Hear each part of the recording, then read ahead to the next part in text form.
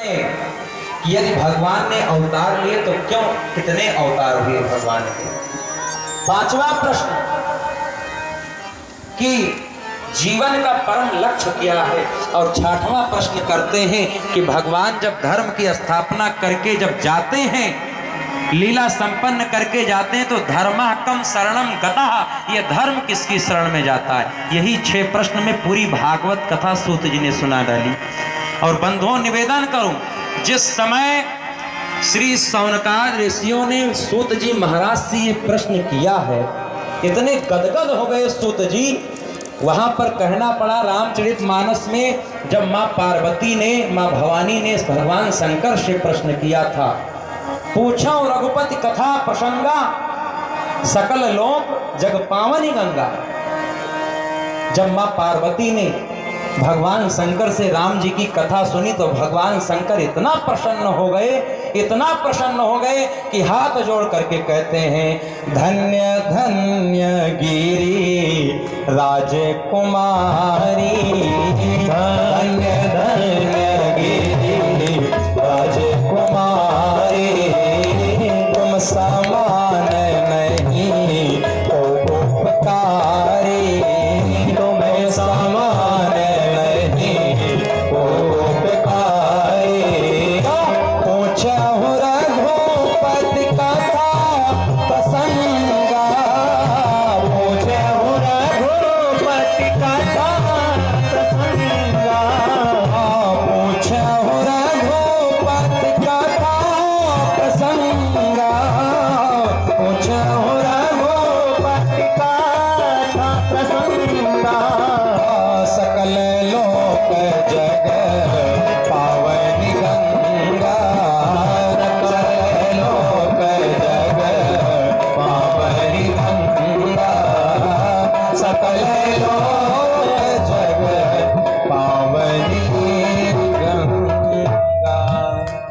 भगवान शंकर ने मां पार्वती से कहा, हे देवी, आज तुमने वह कथा सुन ली कि तुम्हारा व्यक्तिगत कल्याण नहीं अपितु सकल लोक जग पावनी गंगा। जैसे तीनों लोक गंगा में स्नान करने से पवित्र हो जाता है, निर्मल हो जाता है, वैसे ये भागवत रूपी गंगा है, राम कथा रूपी गंगा है। ये तुमने ऐसी कथा पूछी है जो कि सकल लोक इसमें गोता लगा करके परम पावन पवित्र हो सकता है, ऐसी तुमने कथा पूछ ली। ठीक यही बात आज सूत जी महाराज शौनकाद ऋषियों से कहते हैं, हे ऋषियों, तुमने ऐसा प्रश्न किया है कि तुम्हारा इसमें व्यक्तिगत कल्याण नहीं अपितु समस्त कल्याण, समस्त संसार वासियों का इसमें कल्याण छिपा है। और सूत जी महाराज अपने श्री सद्गुरुदेव भगवान का ध्यान करते हुए, भागवत के दिव्य महिमा का वर्णन करते हुए, कथा का गायन करते हुए कहते हैं कि हे ऋषियों, ध्यान से सुनो, ये कथा, भागवत की कथा किसने कही, किसने सुनाई, इसकी रचना क्यों करनी पड़ी, ध्यान पूर्वक सुनो। द्वापर के अंत में जब भगवान लीला को संपन्न करके जाने लगे तो वेद व्यास जी ने लेखनी उठाई और सोचा कि भगवान आप धरती से जा रहे हैं तो क्यों ना कुछ ऐसा वर्णन करें जो कि जीव उसी का गायन करके अपने जीवन का उद्धार कर लेगा। तो व्यास जी ने लेखनी उठाई तो 17 पुराण, 4 वेद, महाभारत सब लिख डाला भगवान वेद व्यास जी ने। लेकिन इतना लिखने के बाद भी मन को शांति नहीं मिली, मन अशांत रहा, ऐसा लग रहा है कि अभी हमने कुछ लिखा ही नहीं। जब ऐसा उनको लगा तो बड़े दुखी हो गए, लेखनी को रख दिया और हाथ जोड़ करके बैठ गए। इतने में देवर्षि नारद जी वहीं पर प्रकट हो गए।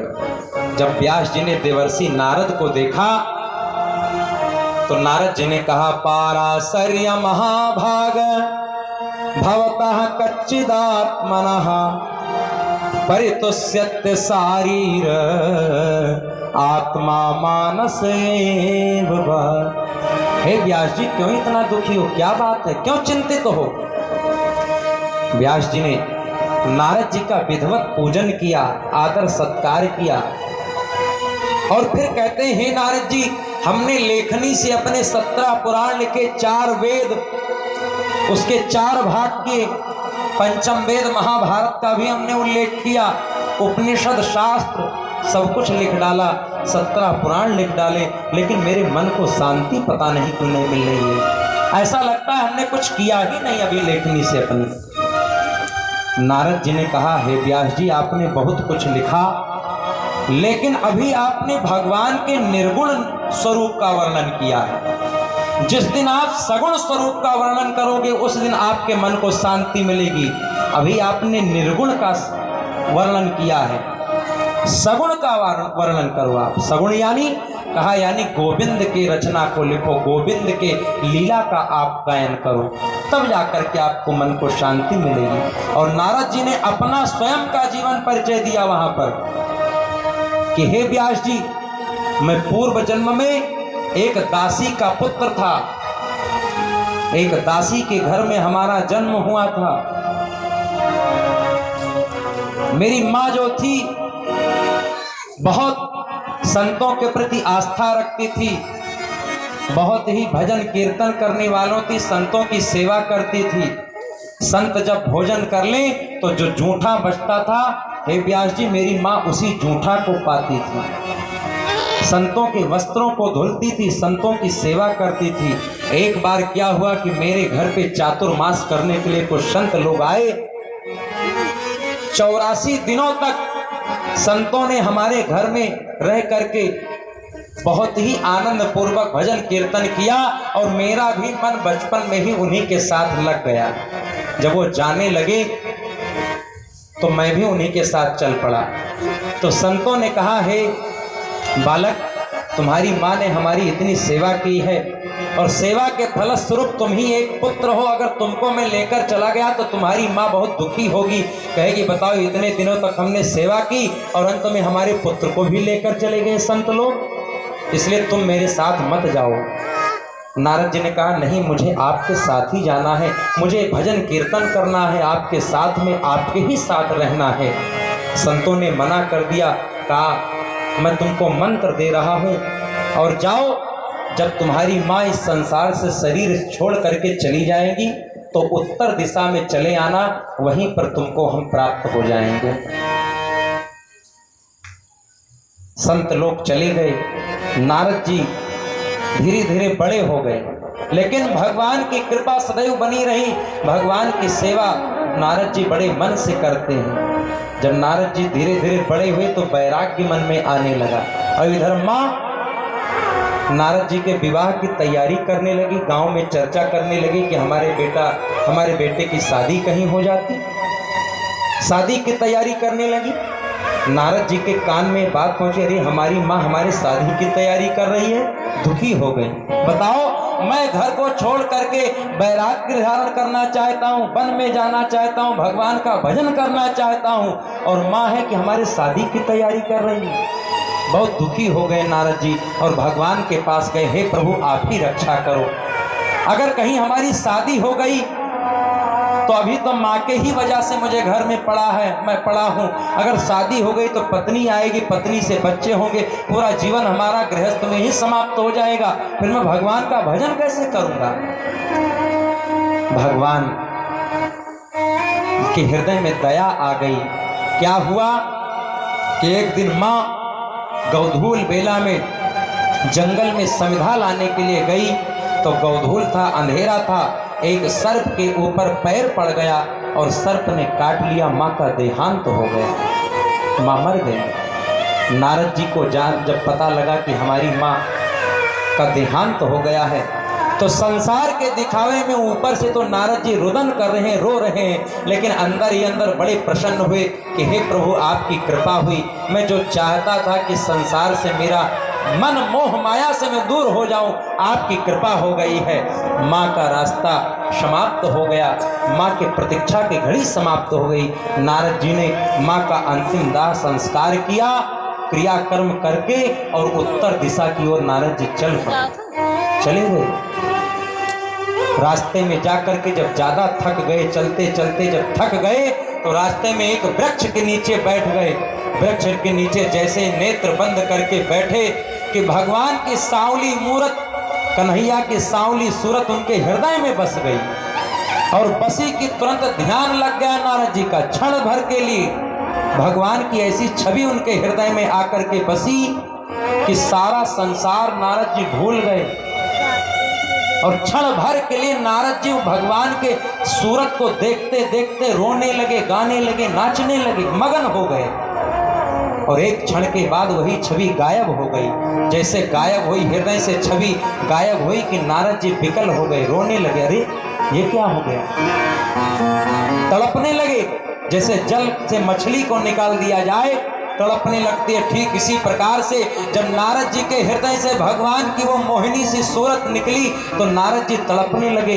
हे प्रभु, मुझसे कौन सी गलती हो गई जो कि आपने अपनी मोहिनी सी सूरत हमारे हृदय से हटा ली? हे प्रभु, कृपा करके पुनः दर्शन दो।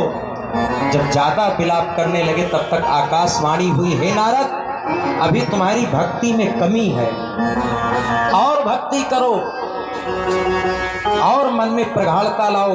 जब भक्ति प्रगाढ़ता में पड़ जाएगी तब जाकर के तुमको हमारा दर्शन होगा।